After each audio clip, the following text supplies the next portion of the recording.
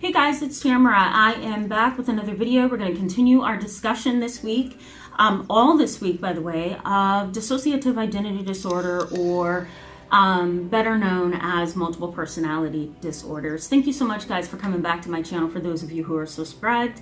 And I encourage those of you who are new to my channel to go ahead and hit the subscribe button over here, so then that way you can stay up to date with all the videos that I'm going to be posting this week and all year about everything related to counseling and mental health. So today we're going to talk a little bit about the trauma often involved with multiple personality disorder. Now, I had a few comments from some of my favorite supporters on my last video. I'm going to post that up here so you can have access to that last video.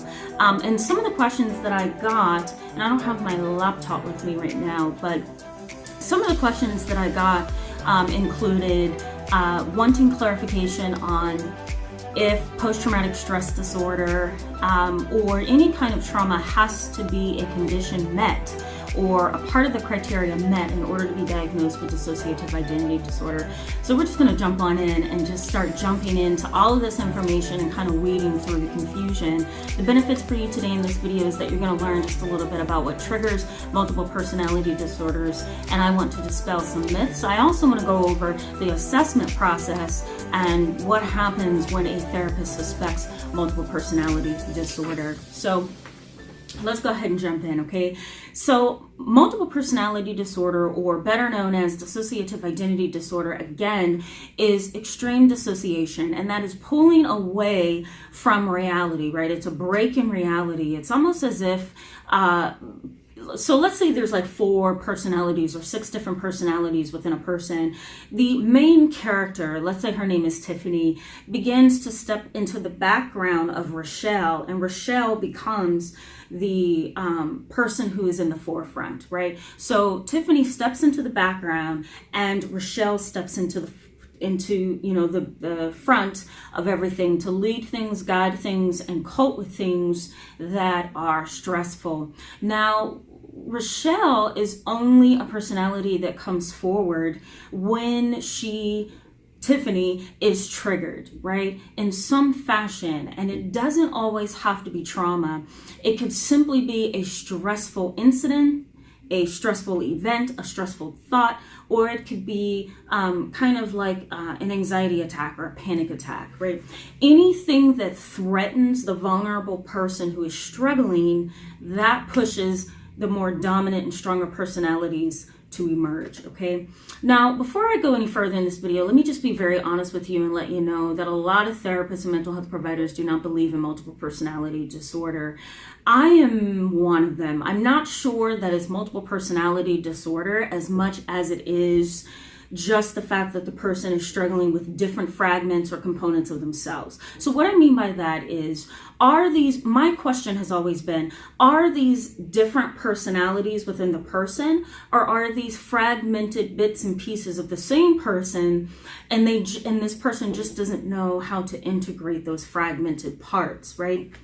The other piece of this is that there's no brain scan, there's no neurological test that could give us the information that we need to actually zone in on the multiple personality. There are no brain scans, there's no tests for that. And as I'm going to show you today, we basically, those of us who are mental health professionals, we basically do what's called a process of elimination. We target one particular thing, and then we try to do all that we can to rule out other pieces of information, or we try to rule out other symptoms and that before we say, okay, you have multiple personality disorder. So I'm going to show you a little bit of the tools that I have here that I use to kind of help in that process before I refer the client out to somebody who's an expert in this topic, because I am no expert in this particular topic, okay? I have dealt with it in 2 cases involving a teenager and a child, and I'm not even sure that that was an actual raw case of multiple personality disorder, but I can say that it was a close approximation, that's for sure. So, all right, so let's talk about trauma. Is trauma a necessary condition to develop multiple personality disorder, or DID? Absolutely not. What happens to an individual who has a traumatic history is during that trauma, let's say that Tiffany has been sexually abused by both parents, mom and dad, And the only way that she knows how to cope with that trauma is during the assault, during the molestation, she begins to dissociate, right? Most adults dissociate to a certain degree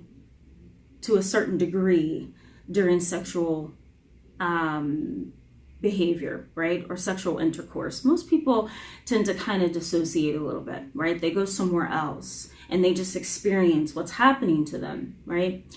But a child who has no maturity and thought, right? No psychological and emotional sophistication, no self-awareness, right?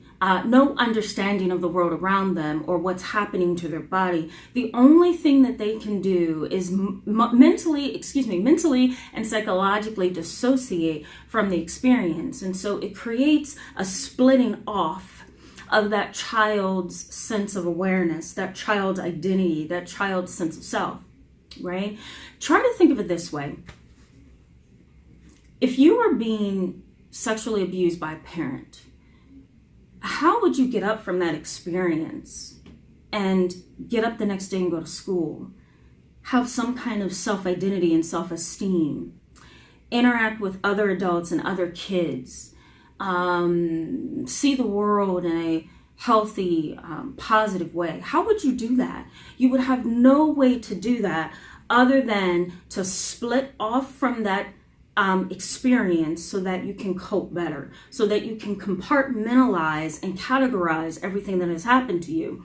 The sexual abuse is categorized and it's pushed over there so that you can come over here and function in the way that you need to function, right? So when someone is diagnosed with DID, it doesn't have to be a sexual abuse situation. It could be a traumatic car accident. It could be emotional and psychological abuse that's frequent and chronic from a parent or guardian. It could be a kidnapping situation. It could be rape as an adolescent. It could be being drugged up and then being forced to perform certain acts on somebody else, or it could be anything, right? It could be a traumatic murder, but it's a chronic and prolonged trauma. It's not one event typically. It's a prolonged and chronic trauma that causes that individual to split off so that they can function more healthy in their environment, okay? Now, can you have multiple personality disorder or DID without trauma? Absolutely. What tends to happen is you begin to struggle with emotionally and psychologically. You begin to fear what it is that's creating this split in character, right? You don't feel that you have a full awareness of yourself. You don't feel that you fit in the world. You don't feel as if you are loved and emotionally and psychologically supported by loved ones, right? You feel kind of out of control in your world, and you don't feel like you have a firm sense of self. You have gone through repeated emotional and psychological distress. And so in order to cope and maintain a healthy mindset, you begin to split off, right? You create other pieces of who you are so that you can function at a healthy level in other areas of your life. Now, that can result in multiple personalities or extreme dissociation. Research is a little bit tricky in that area.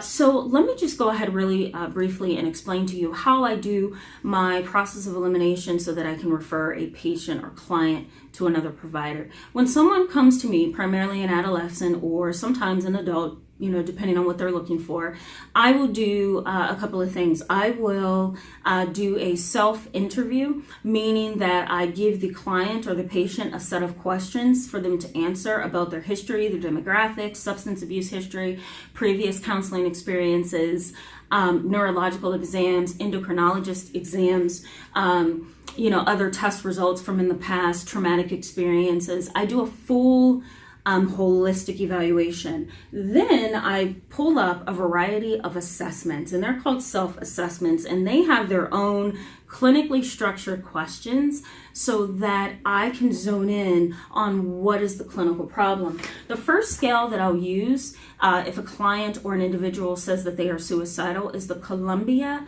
Suicide Severity Rating Scale. All right, it's the Columbia Suicide Severity Rating Scale. I will utilize that, and it asks questions about suicidal thoughts, method, intent, and how long the individual has been struggling with suicidal thoughts. The other thing that I use, especially with adolescents, is the Adolescent Dissociative Experiences Scale. And what I'm looking for with that is an adolescent who dissociates quite a bit and has no firm grounding in who they are. That's what I'm looking for. The other thing is the Child Behavior Checklist. I'm looking for oppositional defiant disorders, conduct disorders. I'm looking for rebellion or fire setting behaviors, sociopathic behavior, right? I'm trying to zone in on that individual's behavior so I can rule out other things. I will use a communication styles assessment. I might post that in the description box for you in case you want to take that, just to kind of zone in on what your communication patterns are, but this is often helpful to families.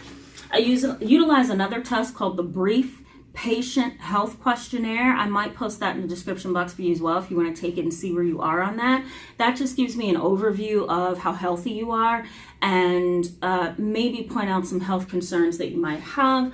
I also will use the Beck Anxiety Inventory. I will post that in the description box below for you as well if you want to take that. The higher the number, the higher your anxiety. I use that a lot. I also use the Beck Depression Inventory. If I have a link, I'll put that in the description box as well. You can take that on your own. And basically it gives you a total score of where your depression is, okay? And I will use what's called the Child Trauma Checklist, and that gives me kind of like an overview or a rating of how much trauma the individual has experienced and to what intensity. All of those self-assessment forms I provide to the client and patient over a series of sessions, right? Not just the first, but maybe the second, the third, the fourth. I'll take a break and then I'll, give some more. These assessments kind of help me zone in, and they help a lot of psychologists zone in and figure out where is this individual on this scale, and is this a real case of dissociative identity disorder, and if so, how do we zone in on that trauma? Thank you so much, guys, for being with me today in this video. I encourage you to give it a thumbs up if it was helpful to you. Let me know what your questions are, your thoughts, concerns in the comments section below. I'm going to try to post some of those self-assessment skills for you in case you want to take them. If you have questions about them, let me know. You can send me an email. My information is in the description box below. If you want to take those tests and you want me to score them for you, let me know. I'll be happy to do that as well. I will see you guys on Wednesday with a new video. Bye-bye.